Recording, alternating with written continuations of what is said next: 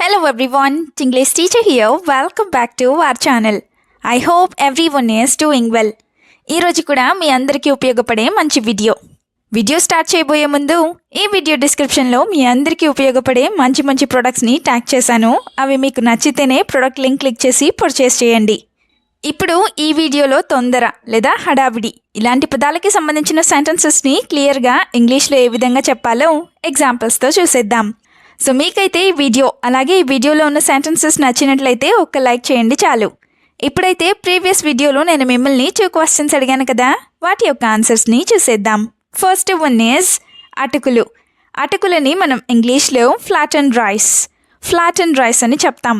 నా the second question is నువ్వు ఏం తిని బతుకుతున్నావు.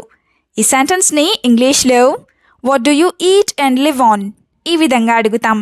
ఇప్పుడు మీకోసం ఈ వీడియోలో 2 క్వశ్చన్స్ ఉంటాయి కదా, వాటిలో ఫస్ట్ వన్ ఈజ్ వలవటం. చిక్కుడుకాయలు వలుస్తున్నాను, వేరుశనగ వలుస్తున్నాను ఇలా చెప్తూ ఉంటారు కదా.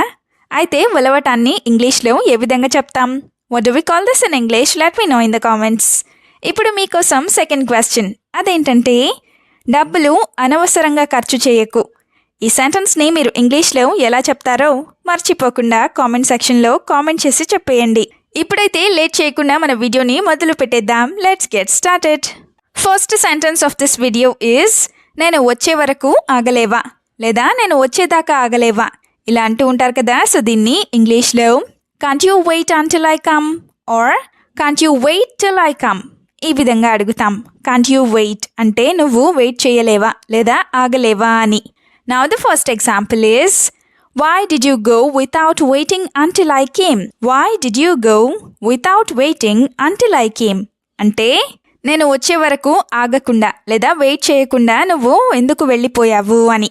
Another example is you wait for me till I come, don't eat alone.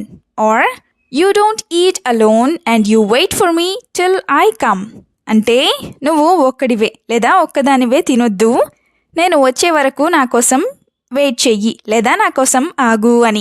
Sentence number 2 is నీకు తొందర చాలా ఎక్కువ ఇలా కూడా అంటూ ఉంటారు కదా. సో దీన్ని ఇంగ్లీష్లో you are in too much of a hurry. You are in too much of a hurry ఈ విధంగా చెప్తాం. అంటే నువ్వు చాలా తొందర పడుతున్నావు లేదా నీకు చాలా తొందర ఎక్కువ అని. ఇప్పుడైతే ఎగ్జాంపుల్స్ని చూద్దాం. First one is you made me worry because of your haste or you made me worry because of your rush.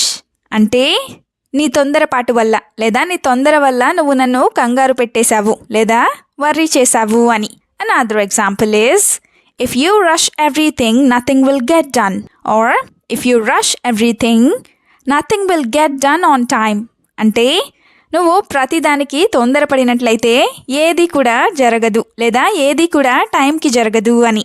Sentence number 3 is నీ హడావిడి వల్ల పడిపోయింది ఇలా కూడా జరుగుతూ ఉంటుంది కదా. సో దీన్ని ఇంగ్లీష్లో she fell because of your haste. She fell because of your haste or my bag fell because of your haste ఈ విధంగా చెప్తాం. బికాస్ ఆఫ్ యువర్ హేస్ట్ అంటే నీ తొందరపాటు వల్ల అని. Now the first example is you rushed and screamed loudly that's why she got scared and fell down. You rushed and screamed loudly that's why she got scared and fell down. అంటే నువ్వు తొందరపాటులో లేదా హడావిడిగా గట్టిగా అరిచావు అందుకే ఆమె భయపడి పడిపోయింది అని. Another example is it would be better for everyone if you cut back on your haste or it would be better for everyone if you cut back on your hurry. అంటే నువ్వు నీ తొందరపాటుతనాన్ని తగ్గించుకుంటే అది అందరికీ మంచిది అని.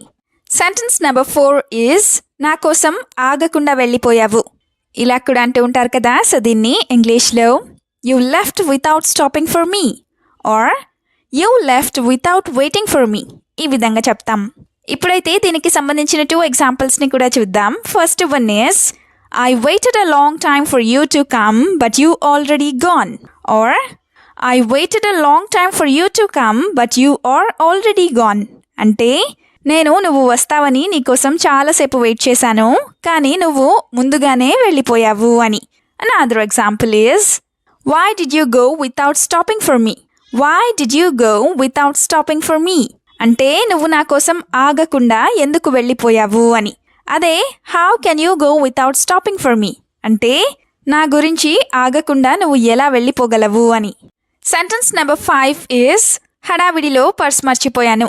ఇదైతే చాలాసార్లు జరుగుతూ ఉంటుంది కదా. సో దీన్ని ఇంగ్లీష్లో I forgot my purse in a hurry. I forgot my purse in a hurry or in haste. ఈ విధంగా చెప్తాం. In a hurry or in haste అంటే తొందరలో లేదా హడావిడిలో అని. Now the first example is I don't remember at all whether I brought the purse with me when I left home. I don't remember at all whether I brought the purse with me when I left home.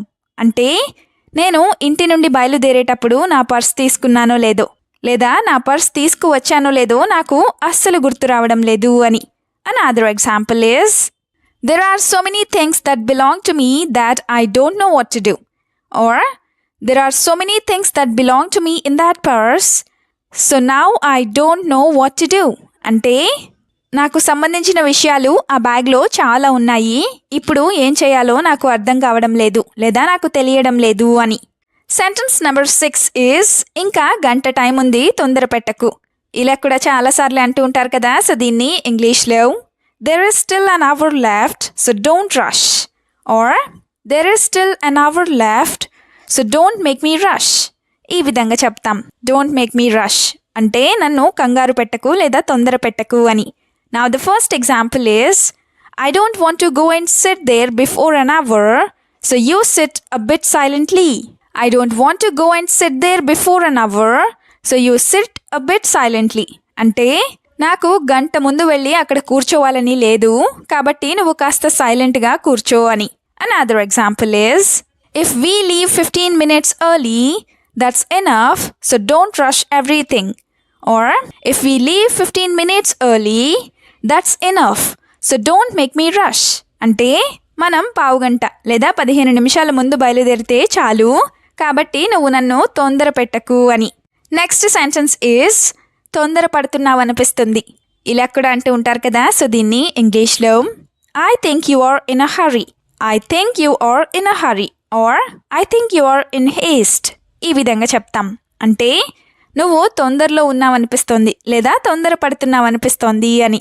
Now the first example is take a couple of days to think about it and then take a decision.